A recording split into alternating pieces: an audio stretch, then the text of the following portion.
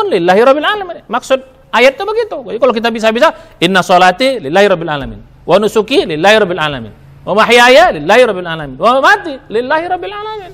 Ini satu kesatuan. Ya. Qablah shalah, indah shalah, ba'da shalah. Nah, ini mesti kita perbaiki semua karena satu kesatuan. Karena sholat itu tidak akan khusyuk, ya istilahnya, nggak akan bagus. Kalau sebelumnya nggak bagus. Gitu. Sebelumnya akan, kalau bagus, insya Allah sholat itu akan bagus. Nah begitu juga setelahnya. Kalau setelah sholat nggak bagus, itu menunjukkan bahwa sholatnya ya nggak bagus juga.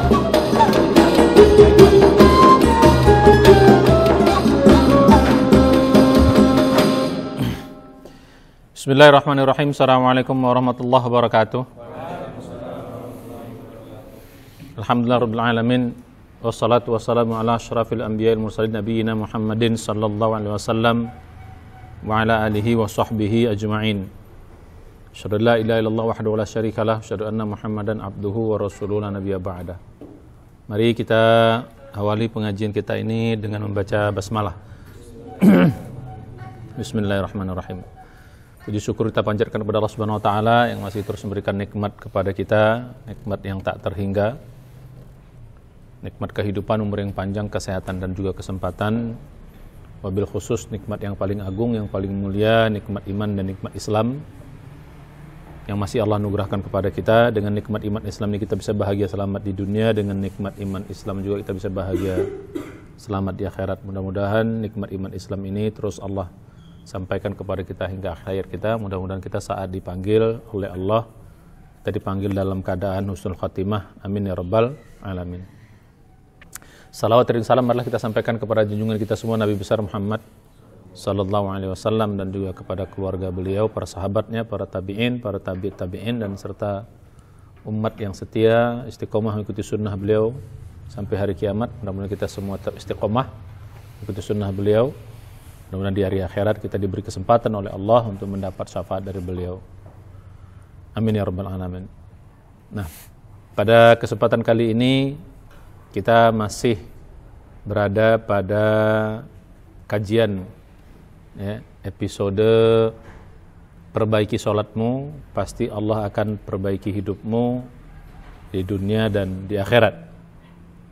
Nah, sekarang kita sudah akan masuk kepada episode yang ke-6 ya.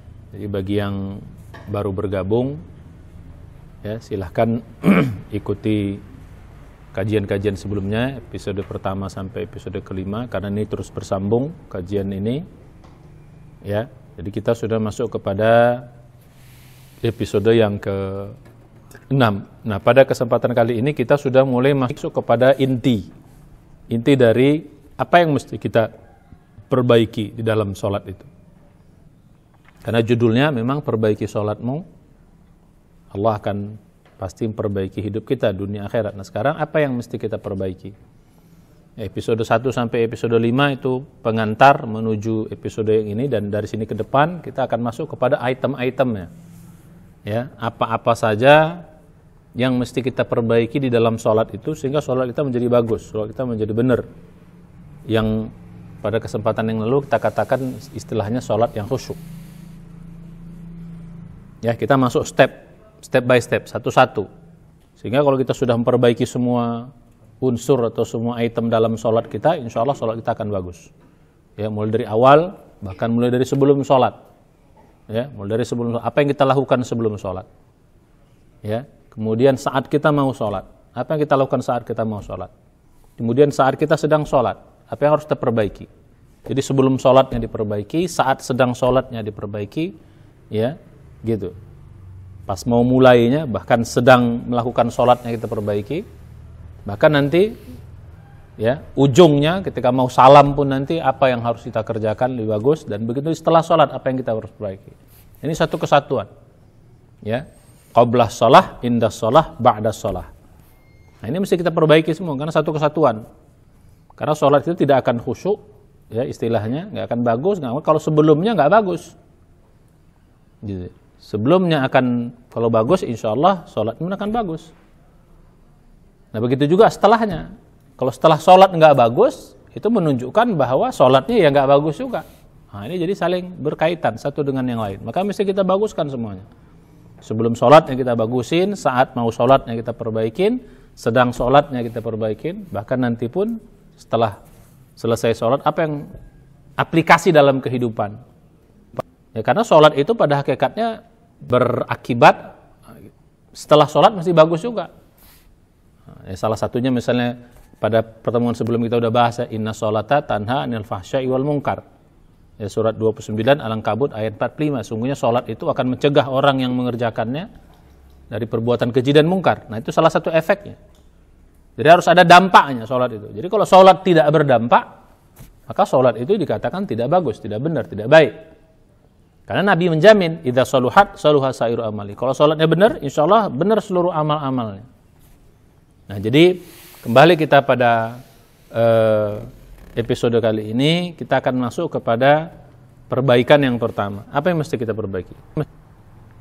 Yang pertama mesti kita perbaiki dalam sholat kita itu adalah masalah niat. Karena ini paling penting, niat. Ya, niat kita mau sholat itu harus kita perbaiki. Dan harus yakin kita perbaiki dan harus yakin bahwa dia baik, dia bagus. Karena niatnya menentukan. Ya, ibarat bangunan, ya niat itu fondasi. Ya, kalau dalam Islam, ya dia seperti iman dia, fondasi. Niat ini fondasi. Di dalam dia dalam hati, nggak kelihatan dia dalam hati. Niat tuh di dalam hati, nggak kelihatan. Tapi dia menentukan. Ya, jadi kalau niatnya bagus, insya Allah sholatnya pun nanti akan bagus. Bahkan dampaknya pun nanti akan bagus. Jadi niat ini sangat penting. Maka Nabi mengatakan dalam hadis sahih, ya, ini kita sudah bukan hanya sahih ini, juga mutawatir maknanya. Innamal a'malu binniyat. Jadi sesungguhnya, ya, innamal a'malu binniyat. Amal itu sangat tergantung, hanya tergantung kepada, ya, niatnya. Jadi amal itu, innamal a'malu, semua amal itu tergantung kepada niat. Maksudnya apa? Ya maksudnya kalau niat itu bagus, berarti amal itu bagus. Maksudnya apa? Niat itu benar, ya niat amalnya benar. Kalau niatnya nggak benar, ya amalnya nggak benar. Karena niat itu penentu. Bangunan fondasi, pohon akar. Kalau akarnya nggak benar, fondasi nggak benar, ya bangunan rusak, rubuh. Nah, jadi yang pertama mesti kita perbaiki dalam hal sholat ini adalah niat kita. Sebenarnya bukan hanya dalam sholat, seluruh amal kita mesti memperbaiki niat. Makanya dalam hadis yang barusan kita bahas ini, innamal a'malu binniyat itu, ya, amal itu sangat tergantung kepada niat. Itu tuh artinya amal apa saja berkaitan dengan seluruh amal kebaikan, amal soleh, ya, yang wajib, yang sunnat, gitu, yang mahdoh, yang ghairu mahdoh, amal-amal akhirat, amal-amal dunia, semua amal-amal ibadah mesti didukung oleh niat yang benar. Ya, jadi itu, jadi perbaiki niat kita, insya Allah amal yang lain akan baik, bahkan sampai seterusnya. Nah, sekarang kita masuk kepada poinnya. Seperti apa niat yang bagus itu? Seperti apa niat yang benar itu? Ya, seperti apa? Nah, pembukaan sudah pada pertemuan sebelumnya. Jadi pertemuan sebelumnya sudah kita sampaikan. Ya, karena niatnya dia akan menghunjam ke dalam jiwa kita. Kalau niatnya bagus, nanti efeknya dalam sholatnya. Orang yang niatnya bagus itu, orang yang niatnya kuat, niatnya hebat itu pasti ibadahnya bagus. Kalau ibadahnya nggak bagus, itu menunjukkan niatnya nggak bagus, niatnya nggak benar, niatnya nggak baik. Gitu. Jadi pada hari ini yang kita bahas itu adalah seperti apa niat, apa niatnya dalam sholat. Nanti ke dalam mana? Apa niatnya? Ya. Yang kedua, bagaimana cara menghujamkan niat itu? Bagaimana cara menanamkan niat itu? Jadi kita belajarnya tuntas tentang niat itu. Bagaimana cara menghujamkannya? Saat kita sedang beramal itu, mau beramal itu, bagaimana cara menghujamkannya? Dan yang ketiga, bahasan kita bagaimana efeknya? Bagaimana dampak niat itu nanti terhadap amal? Bukan hanya terhadap amal, terhadap kehidupan juga nanti. Dampak dari niat yang bagus itu. Ya, jadi gitu. Kalau bagus niatnya, bagaimana dampaknya? Jadi ini tiga-tiga ini kita bahas pada kesempatan kali. Kalau tiga-tiga ini sudah kita kuasai, insya Allah, maka ini udah poin yang hebat, fondasi untuk kita melakukan amal-amal yang lain. Amal sholatnya kita bagusin, prakteknya dalam sholat, nanti prakteknya juga niat ini kepada amal-amal yang lain. Maka dimulai dari sholat dulu. Maka dalam surat 6, ayat 161-62 itu, Qul inna sholati wa nusuki wa mahyaya wa mamati lillahi rabbil alamin. Ya, dan itu kita baca juga dalam waktu kita sholat iftitah. Ya, inna sholati, sungguhnya sholatku, wa nusuki, ibadah-ibadahku, wa mahyaya, hidupku, wa mamati, matiku, lillahi rabbil, hanya untuk Allah, Tuhan semesta alam. Ini menunjukkan, jadi kalau udah niat sholatnya benar, kalau udah sholatinya lillahi rabbil alamin, insyaallah nusukinya pun lillahi rabbil alamin, wa mahyayanya pun lillahi rabbil alamin, wa mamatinya pun lillahi rabbil alamin. Maksud ayat itu begitu. Jadi kalau kita bisa-bisa, inna sholati lillahi rabbil alamin, wa nusuki lillahi rabbil alamin, wa mahyaya lillahi rabbil alamin, wa mamati lillahi rabbil alamin. Salatku untuk Allah Tuhan semesta alam, nusuki, ibadah-ibadahku untuk Tuhan semesta alam. Ini niat ini. Wa mahyaya, hidupnya pun akan efeknya menjadi lillahi rabbil alamin, untuk Tuhan, untuk Allah semesta alam. Begitu juga matinya pun lillahi rabbil alamin, untuk Allah Tuhan semesta alam. Nah, jadi gitu efeknya ke sana. Dimulai dari sholat, latihan dari sholat ini. Kalau udah sholatnya ikhlas, makanya tadi yang sebelum saya katakan, kalau udah sholatnya bagus, insya Allah amal yang bagus. Jadi kalau sholatnya sudah ikhlas, sholatnya niatnya udah bagus, insya Allah efeknya amal-amal yang lain akan bagus juga niatnya. Efeknya apa? Hidup pun nanti akan bagus juga niat. Bahkan mati pun itu akan bagus juga nanti. Insya Allah husnul khotimah. Nah, jadi kembali kepada kajian kita. Jadi bahasan kita tentang niat ini adalah satu, apa niat yang mau ditanam itu, seperti apa niatnya. Ya. Yang kedua, bagaimana cara kita menanamkan niat itu saat kita mengerjakan ibadah, khususnya mengerjakan sholat. Yang ketiga, apa dampak dan efeknya. Tiga-tiga ini mesti kita kuasai, insya Allah. Nah, yang pertama kita masuk langsung. Apa niatnya? Niat ibadah itu apa? Khususnya niat sholat itu apa? Pada pelajaran sebelumnya sudah saya sampaikan. Ya. Niat sholat itu kita minimal 3. Ya, minimal 3 niatnya. Ini yang dimaksud dengan lillahi ta'ala itu. Ya, banyak istilah ya. Niat itu ada istilah-istilahnya. Ada istilahnya lillahi ta'ala. Ya. Lillahi ta'ala itu untuk Tuhan semesta alam. Ini istilah dalam Al-Quran juga. Sebagaimana yang kita bahas tadi itu. Surat 6. Ya, ayat 161-162 itu. Ya, inna sholati wa nusuki wa mahyaya lillahi rabbil alamin. Jadi ibadahnya untuk Allah. Jadi yang namanya ikhlas itu, ibadah itu untuk Allah. Ya, untuk Allah juga bisa karena Allah. Untuk Allah, karena Allah. Lillah itu maksudnya, li itu maksudnya bisa li untuk, ya, untuk Allah Subhanahu Wa Taala, bisa juga karena Allah Subhanahu Wa Taala. Jadi kita lakukan ibadah ini, kita persembahkan hanya untuk Allah. Yang kedua, kita persembahkan karena. Jadi tujuannya untuk Allah, sebab dari dalamnya pun karena Allah. Itu namanya ikhlas. Itu istilah yang pertama. Ya. Nah, ikhlas yang kedua punya istilah lagi apa? Mencari ridho Allah. Itu sama itu. Untuk Allah, karena Allah, sama juga untuk mencari ridho Allah, sama. Itu istilah ikhlas juga. Dalam Al-Qur'an dikatakan apa? Ya, ibtigha'a mardatillah. Ibtigha'a mardatillah. Mencari ridhonya Allah. Nah, itu juga istilah ikhlas yang kedua. Jadi apa perbuatan yang kita lakukan untuk mencari ridho Allah, ibtigha'a mardatillah, nah itu istilahnya ikhlas juga. Ini istilah yang lain. Ya. Nah, istilah yang lain lagi apa?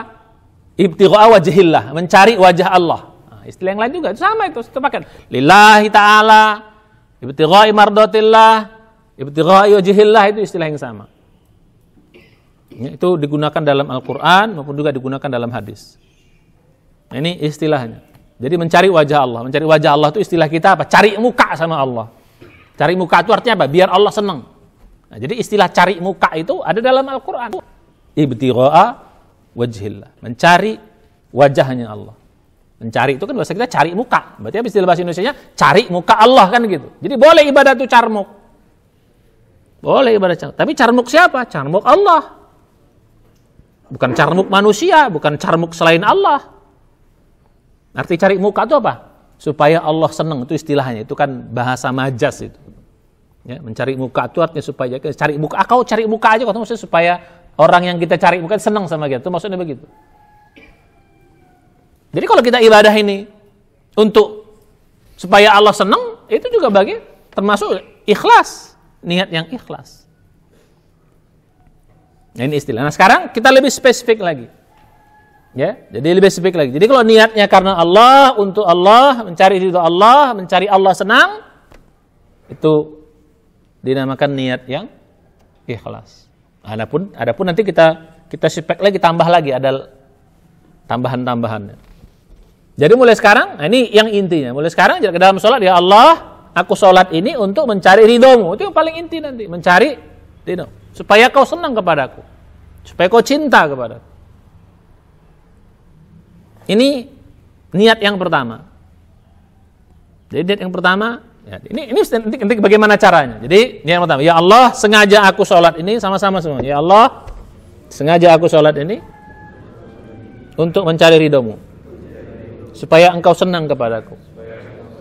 Kira-kira begitu intinya. Supaya engkau senang kepadaku, engkau sayang kepadaku. Senang, sayang, ridho, sama itu.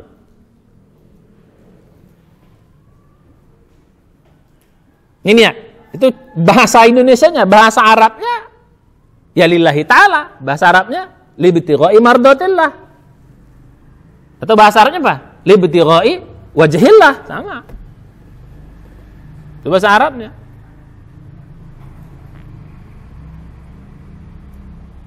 Jadi niat itu yang pertama.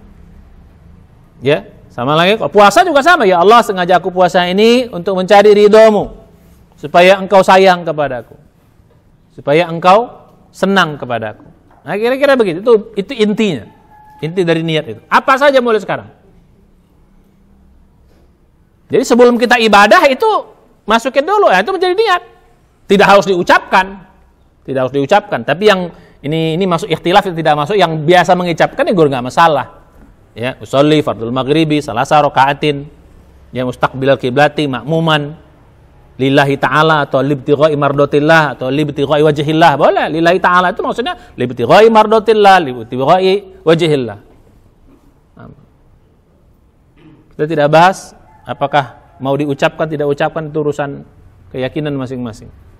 Tapi intinya adalah niat itu di dalam ininya itu di sini tuh. Nanti bagaimana tekniknya kita akan teknik yang kedua tadi yang kita bahas, bagaimana cara menanam niat ini dalam, ini penting. Banyak orang nggak ngerti, niatnya dia tahu, tapi bagaimana cara mempraktekkan niat yang benar itu, ya itu yang nggak benar. Nah, ini mesti kita perbaiki. Bagaimana cara mempraktekkan niat yang benar itu, yang bagus itu, biar masuk deh, supaya innamal a'malu binniyat itu. Gimana caranya?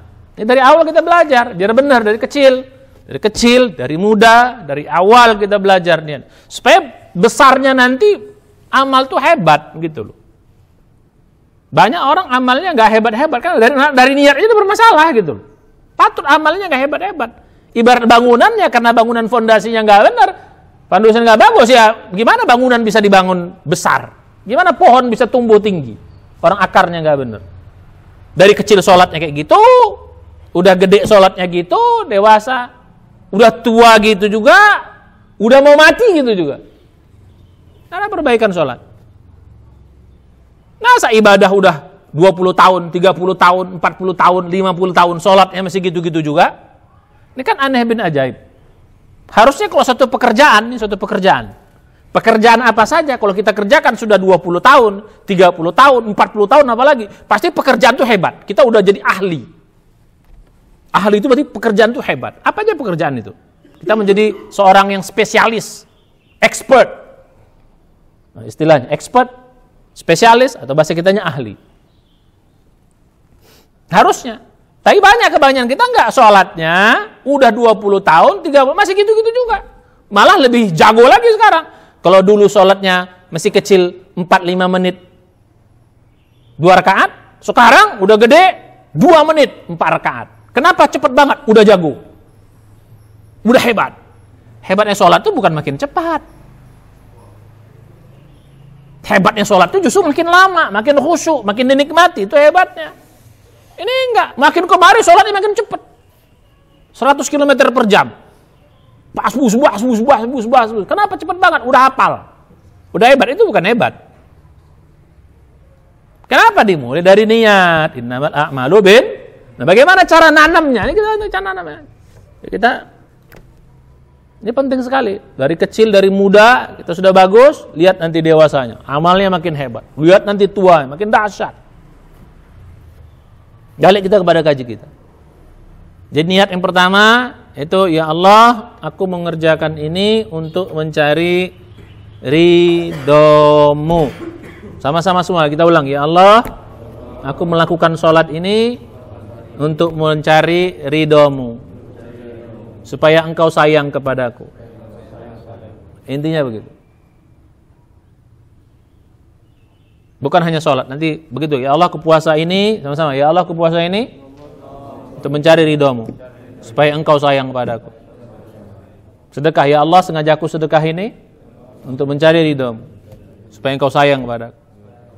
Baca Quran, buka Quran, ya Allah, aku baca Quran. Jadi sebelum amal itu, ya itu kerjakan dulu ya Allah, aku baca Quran ini cari ridho-Mu supaya Engkau sayang kepadaku. Semua amal. Nanti efeknya tadi, wa mahyayanya, hidupnya pun, semua amal kehidupan. Mau makan pun lillahi rabbil alamin. Mau nikah pun lillahi rabbil alamin. Ya Allah, aku nikah ini untuk mencari ridho-Mu, ya Allah, supaya Kau sayang sama. Ya Allah, aku mengerjakan pekerjaan ini untuk cari ridho-Mu, ya Allah. Itulah makna niat yang benar, itu efeknya ke sana. Balik kita kepada pelajaran kita. Itu niat benar yang pertama. Yang kedua, ya sebagai tambahan, satu pun udah bagus nih, tapi nggak apa yang kedua, kita bikin variasinya. Apa yang kedua? Kita ibadah itu ingin bersyukur. Nah, itu juga sama. Itu juga bagian dari ikhlas. Ingin bersyukur. Bersyukur itu terima kasih. Lihat pada pelajaran sebelumnya. Ya Allah, sengaja aku ibadah ini, sengaja aku sholat untuk bersyukur kepadamu. Dan ini Allah juga jelaskan dalam Al-Quran. Ini Allah jelaskan dalam Al-Quran. Inna a'tainakal kautsar, fasholli li rabbika wanhar, inna syani'aka huwal abtar. Surah Al-Kautsar, surat 108. Inna a'tainakal kautsar. Ya, kata Allah, kami telah berikan kepada engkau, kepada kamu, Al-Kautsar, nikmat yang banyak. Fasholli, oleh sebab itu sholatlah kamu. Sholat, kenapa kamu sholat? Karena sudah kasih nikmat yang banyak. Li rabbika, karena Tuhanmu. Karena Allah, ikhlas. Jadi ikhlas itu apa? Atas landas bersyukur. Jadi bersyukur. Jadi ibadahnya karena bersyukur pada Allah Subhanahu wa taala. Jadi ngapain kau sholat? Nah ini kembali ke ngapain kau sholat? Karena ingin bersyukur. Kalau di awal tadi, kenapa kita sholat? Supaya dapat ridha Allah. Kenapa kita sholat? Untuk cari ridha Allah, untuk cari sayang Allah. Yang kedua nih, untuk apa kita sholat? Untuk bersyukur kepada Allah Subhanahu wa taala. Itu bersyukur kepada Allah Subhanahu wa taala. Untuk apa kita puasa? Bersyukur. Untuk apa sedekah? Bersyukur. Nanti kesana larinya. Untuk apa ngaji? Bersyukur. Bersyukur. Nah, Allah bilang. Dalam hadis juga dikatakan begitu. Rasulullah pernah sholat sampai kakinya bengkak-bengkak. Sholat malamnya, sholat duhanya, sholat wajibnya, sholat sunat sampai bengkak-bengkak. Sampai istri Rasul mengatakan Aisyah, wahai Rasulullah, mengapa kau sholat sampai kakimu bengkak-bengkak begini? Saking lamanya berdiri. Bukankah dosamu sudah diampunkan? Bahkan kau orang yang pertama masuk surga. Apa kata Rasulullah? Afala akuna abdan syakurun. Apa tidak boleh aku menjadi hamba yang bersyukur? Jadi Rasulullah itu ibadahnya hebat gitu karena apa? Karena ingin apa? Afala akuna abdan syakurun. Tidak boleh aku menjadi hamba yang bersyukur. Ya? Dalam surah sahabat juga gitu. I'malu ala Dauda syukra. Wa qalilum min ibadiyas syakur. Wahai ahli Daud, i'malu, beramallah kalian. Ala Daud syukron, karena kalian ingin bersyukur. Jadi beramallah kalian karena ingin bersyukur kalian. Wa qalilun min ibadiyas syakur. Surah Saba ayat 13. Sedikit di antara kalian yang mau bersyukur. Nah, jadi balik kepada yang tadi. Jadi mulai sekarang, niat yang kedua, ibadah itu adalah ingin bersyukur. Jadi yang ketiga, ya, ini kita sengaja kita bikin lengkap nih biar padat, lengkap, bisa diamalkan langsung. Yang ketiga adalah ibadah itu untuk supaya ditolong. Supaya ditolong oleh Allah. Jadi sholatnya untuk cari ridho, untuk bersyukur, dan untuk supaya ditolong Allah. Dibantu Allah. Inilah makna ayat surat 2 ayat 45 dan surat 2 ayat 153. Wasta'inu bis-sabri was-shalah wa innaha lakabiratun illa 'alal khasyin. Dalam surat 2 ayat 153-nya, ya ayyuhalladzina amanu ista'inu bis-sabri was-shalah innallaha ma'as-sabirin. Mintalah tolong kepada Allah, ista'inu itu minta tolong kepada Allah. Bis-sabri dengan sabar, was-shalah dengan salat. Jadi salat ini sarana minta tolong. Sarana kita minta tolong kepada Allah. Jadi bagaimana cara kita minta tolong kepada Allah? Lakukan salat dengan bagus. Jadi kalau siapa yang ingin selalu ditolong oleh Allah, baguskan salatnya. Nah, kalau kita balik dari awal, siapa yang ingin diridhoi oleh Allah, siapa yang ingin disayang oleh Allah, baguskan salatnya. Siapa yang ingin bersyukur atas nikmat yang banyak, baguskan salatnya. Siapa yang ingin ditolong oleh Allah, berdasarkan ayat ini juga baguskan salatnya. Maka ujung surat 2 ayat 45 itu wa innaha lakabiratun illa 'alal khashi'in. Sulit yang demikian kecuali orang-orang yang khusyuk. Jadi disuruh khusyuk kita. Jadi kalau mau mudah ditolong, khusyukkan salat kita. Baguskan salatnya. Khusyuk itu salat yang bagus, salat yang mana? Jadi demikian. Nah, itu yang minimal 3 ini. Niat kita ibadah. Apa saja, ini enggak nih.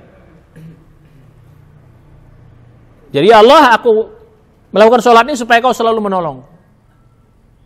Dan itu juga, ya Allah, aku bersedekah ini. Nanti kalau dalam amal ini namanya wasilah. Allah suruh kita mencari wasilah. Ya ayyuhalladzina amanu ittaqullaha wabtaghu ilaihil wasilah. Cari wasilah kepada Allah. Wasilah yang the best itu salah satu adalah amal-amal soleh. Dan amal soleh yang terhebat itu adalah sholat. Itu tadi surat 5 ayat 35. Al-Maidah ayat 35. Ya ayyuhalladzina amanu ittaqullaha wabtaghu ilaihil wasilah. Cari jalan supaya kamu sampai kepada Allah Subhanahu wa taala. Apa itu? Dengan amal-amal soleh kita. Nah, jadi kita jadikan. Nah, ini minimal 3 nih. Jadi mulai sekarang salat kita niatnya. Nah, ini sekarang. Jadi pertama, jadi niat itu apa isinya? Nah, ini tadi. Ini bahasa Indonesia aja nggak apa-apa. Nggak usah harus bahasa Arab. Bahasa Indonesia, Allah mengerti bahasa Indonesia. Tapi di dalam hati nanti. Caranya saya ajarkan berikutnya. Jadi sama-sama semua. Ya Allah, jadi langsung kita pakai 3. Ya Allah, sengaja aku salat ini untuk mencari ridhamu, supaya engkau sayang kepadaku,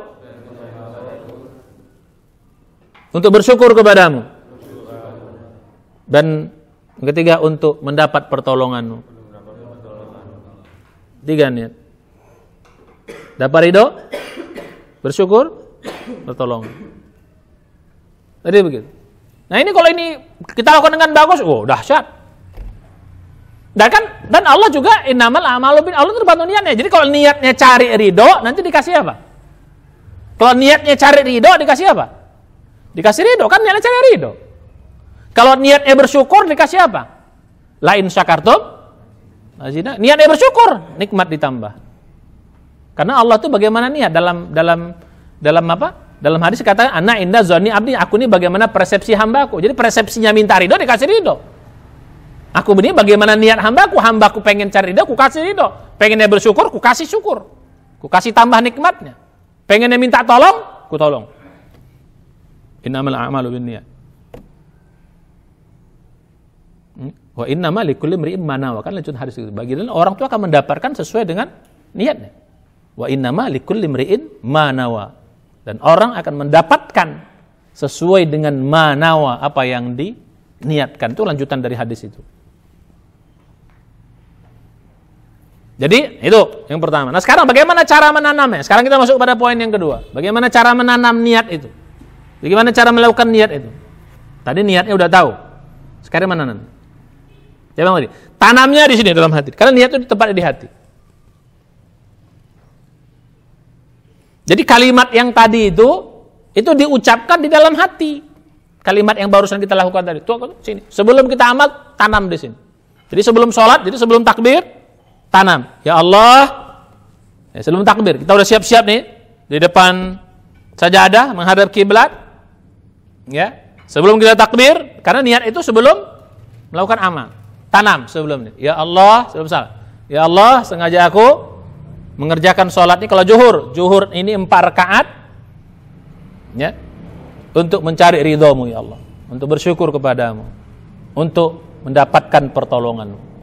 Begitu. Tanam. Setiap mau sholat tanam.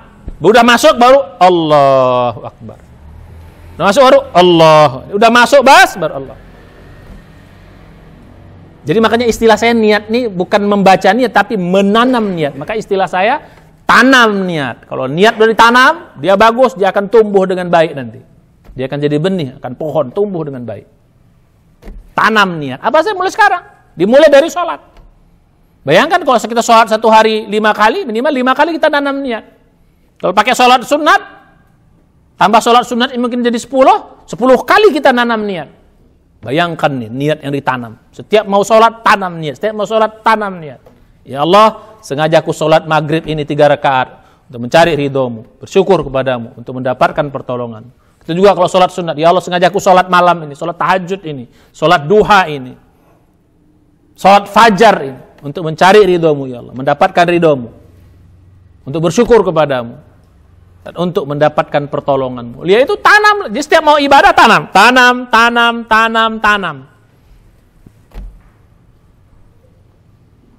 Udah masuk udah jelas. Nah, makanya cara menanam itu harus jangan udahlah, jangan, harus benar, pastikan. Jadi cara nanam itu satu. Ya ini. Jadi ada 3 lagi nih cara nanamnya. 3 cara ya cara. Satu, pastikan kalimat itu kita ucap dengan benar. Jelas. Pastikan ucap dengan benar. Kemudian jelas. Dan ketiga, tidak ada gangguan. Kita harus pastikan. Jadi betul pastikan. Makanya kadang-kadang ya, ini walaupun tidak usah harus begini ting. Lihat nggak, kadang-kadang ada orang yang ya ada aliran nih, kita nggak menyalahkan nih. Sebenarnya ya boleh-boleh saja, bagus-bagus, cuman kadang-kadang berlebih-lebihan. Itu untuk nanam niat itu sampai Allah. Karena ya dalam salah satu pemahaman tuh niat itu dimasukkan saat pada waktu bareng dengan takbiratul ihram. Kalau kita enggak sebelumnya, karena sulit.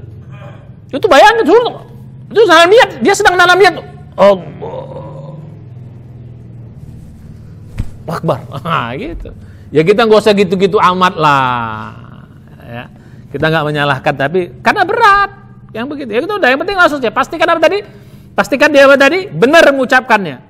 Mengucapkannya di sini. Ya Allah, sengaja aku, bisa nggak mengucapkan dalam hati? Bisa nggak mengucapkan dalam hati? Paham ya? Mengucapkan dalam hati ya? Paham ya? Ya Allah, sengaja aku sholat duha ini 2 rakaat untuk mencari ridhomu ya Allah. Pasti itu ucapannya itu. Pastikan. Benar. Cari ridhomu ya Allah. Bersyukur kepadamu untuk mendapatkan pertolongan. Benar. Jelas dan tidak ada gangguan. Karena setan paling berkepentingan untuk mengganggu niat ini. Makanya dia ganggu. Gua biar kita niatnya nggak benar. Maka kadang-kadang begitu sampai di sajadah, Allahu Akbar, itu niatnya rusak. Setan tuh pinter. Kalau dia niatnya udah rusak, aman setan. Udah ditinggalin nih kita. Sholat nggak usah diganggu lagi sama dia. Aman. Sholatnya udah rusak. Kenapa? Niatnya udah rusak.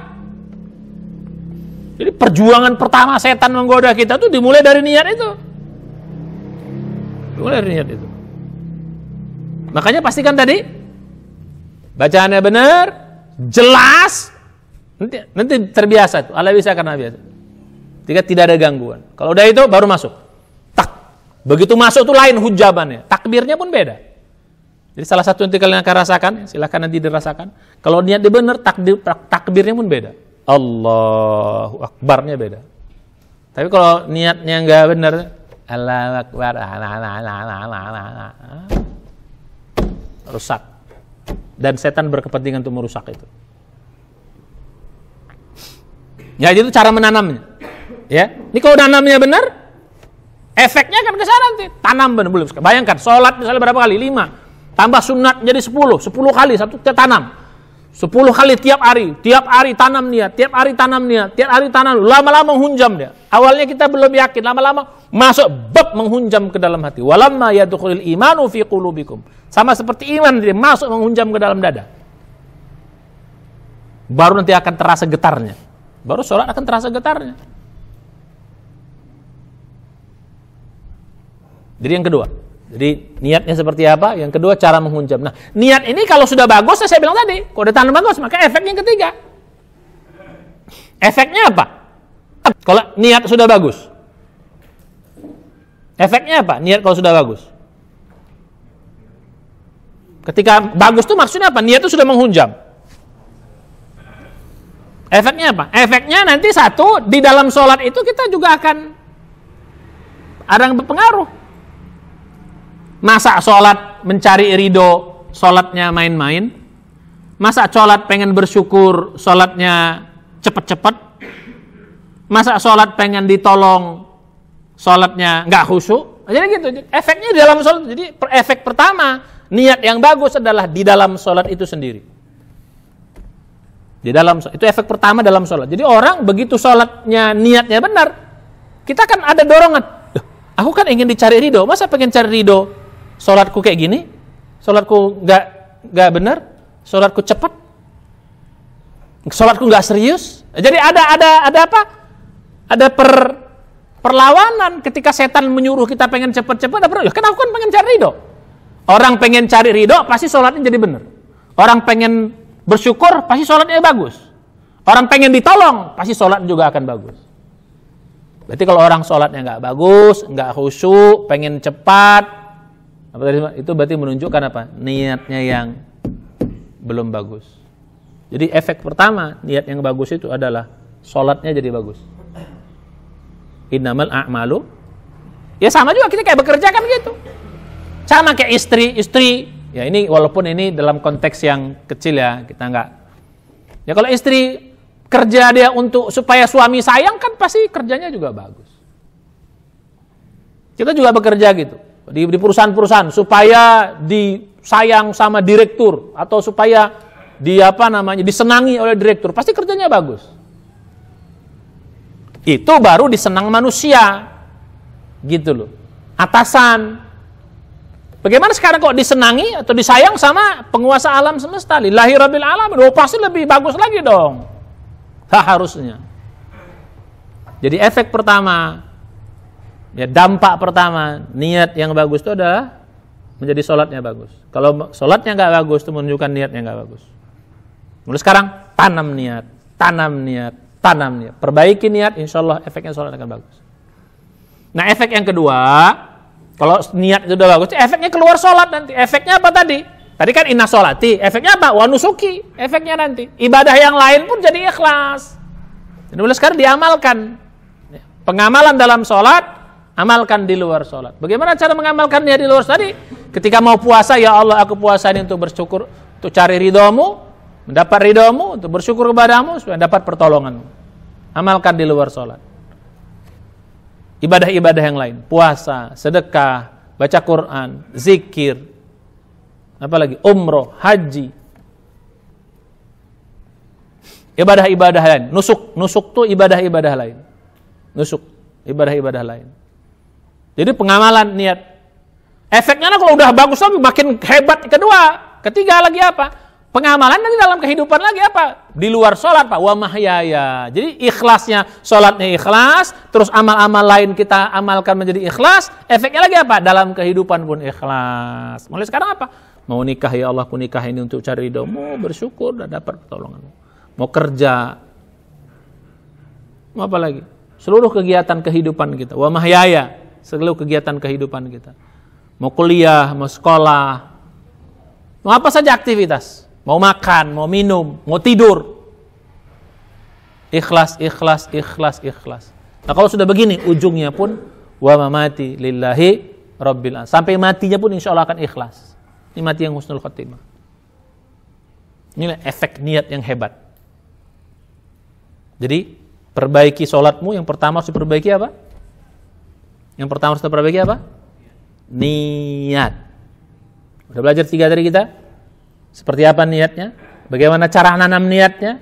Latihan ini. Ini ala bisa karena biasa. Yang penting kita tahu dulu, tanam, dibiasakan. Ya, sampai apa tadi? Yakin, pasti, jelas masuk ke dalam hati kita. Baru nanti ketiga nampak efeknya, pengaruhnya dalam kehidupan. Ya. Dan ini nanti akan menjadi benteng. Nah, yang tadi yang ketiga ya. Yang kedua tadi efeknya dalam kehidupan begitu, di luar sholat. Dalam sholat, di luar sholat. Nah, efek yang ketiga juga nanti apa? Ini akan menjadi benteng dari perlawanan setan kita. Benteng kita melawan setan. Ketika ada godaan-godaan setan membuat kita menjadi tidak ikhlas, kita lawan nanti. Setan masuk. Mantap kali sholat kau ya. Hebat kali kau. Khusuk kali kau. Kayaknya cuma di sini kau aja yang paling khusuk. Setan bisa begitu tuh. Setan itu bisa begitu. Oh, cara setan goyang itu mantap kali. Digoyangnya gitu, mantap kali kok. Nah, ini akan menjadi filter, menjadi benteng, menjadi apa sih kita? Menjadi perlawan. Kita kan enggak kok. Masuk dia tadi. Kan aku cari ibadah karena cari ridho Allah, bukan untuk itu. Aku ingin bersyukur. Aku ingin mendapat pertolongan Allah, bukan manusia. Jadi begitu ada godaan setan masuk ke dalam jiwa kita, maka niat ini akan ngelawan, menolak dia niat ini. Kalau niat yang betul itu apa? Dia akan bikin perlawanan. Tapi kalau niatnya nggak betul, datang godaan setan, mantap kan? Betul juga, hebat juga aku. Rusak sholatnya, rusak ibadahnya. Termasuk sedekah juga gitu. Jadi setan menggoda pun akan bisa kita lawan dengan, jadi niatnya akan, kalau benar dia akan jadi benteng dia melawan perlawanan setan, membuat perlawanan kepada setan. Termasuk juga nanti bukan hanya setan, itu setan yang nampak, setan yang nggak nampak, setan yang nampak dalam bentuk manusia juga bisa. Misalnya ada orang memuji kita, atau bukan memuji lah, misalnya kita nanti sedekah, orang yang sudah ikhlas, tiba-tiba orang yang kita bantu itu nggak berterima kasih. Orang yang kita bantu itu malah tidak membalas kebaikan kita. Nggak ada masalah. Kalau orang kadang-kadang gitu, udah ku bantu kok, terima kasih pun tak pandai kok. Akhirnya nggak betul. Innama nut'imukum liwajhillah la nuridu minkum jazaan wala syukuran. Kami bantu kamu liwajhillah. Tadi untuk mencari Allah. La nuridu minkum jazaan wala syukuran. Kami tidak butuh terima kasih dan juga tidak butuh balas jasa. Surat ke 76. Ya, surat Ad-Dahr. Nah, balik kita kepada yang tadi. Jadi efeknya gitu. Jadi kalau ada orang yang memuji kita, bahkan mungkin mengejek kita, bahkan mungkin tidak menghargai kita karena amal kita, nggak ada masalah, nggak ada urusan. Orang nggak ngelihat, orang ngelihat, nggak ngelihat, muji, nggak muji, balas, nggak ada urusan. Nggak akan melunturkan niat kita, nggak melunturkan amal kita. Kenapa? Ya Allah, aku melakukan amal ini untuk mencari ridho-Mu, untuk bersyukur kepadamu, dan untuk mendapat pertolongan. Tidak selain itu. Jadi kita lebih aman. Tidak akan tergoda oleh setan. Kita bisa melawan. Dan juga kita tidak terprovokasi dengan orang yang mungkin. Kan banyak orang kadang-kadang kalau nggak ditengok. Ya kalau lagi ditengok amalnya semangat. Kalau nggak ditengok lemes. Kalau dipuji semangat. Nggak dipuji lemes.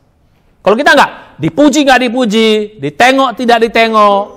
Rame maupun sedikit, gak ada masalah dalam ibadah. Tetap ikhlas. Karena niatnya apa? Ya Allah, aku ibadah untuk karena mencari ridho-Mu, bersyukur kepadamu, mendapatkan pertolongan. Ini nanti efeknya keluar. Jadi efeknya dalam sholat menjadi bagus.